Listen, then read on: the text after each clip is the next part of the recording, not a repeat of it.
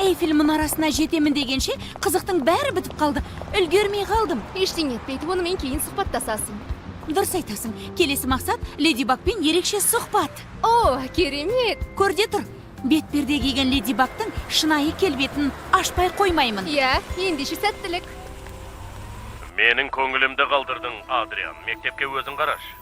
Иә, әке. Сен ешқашан онда қайтып оралмайсың, жаныңда күзетші болмаса. Әке, бірақ Сені мектепке апарып алып қайтатын адам болады.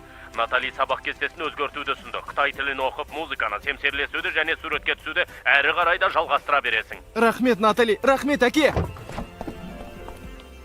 Жоқ, тоқтай тұр.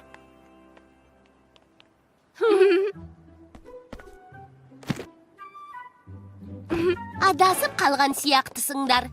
Тез орындарыңа барыңдар. Жамандық, жақсы адамдар ештеңе істемеген кезде ғана жеңеді. Немене деп кеттің? Бұдан былай сенің дөрекілігіңе шыдамаймын, Хлоя. Басқалары да көнбейді. Сондықтан өзің құры.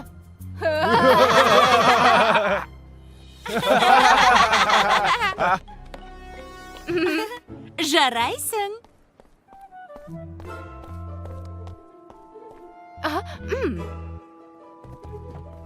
Адриан, бәрімен дос болғың келсе, Маринетке сағыз туралы айтуың керек.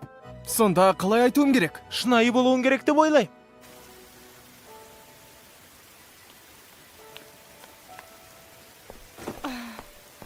Сәлем.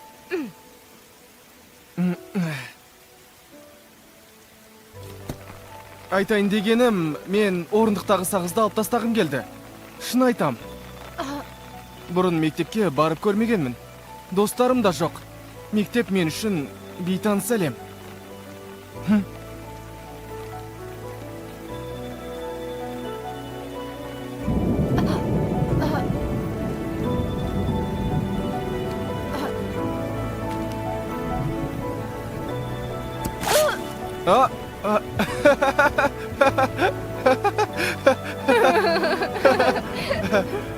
Көріскенше. Иә,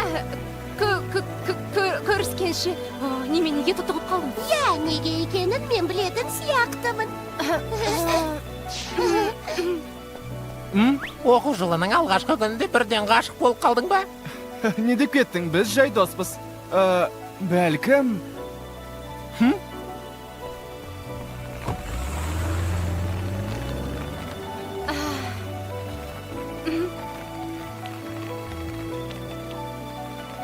Керемет таңдау, ұстаз.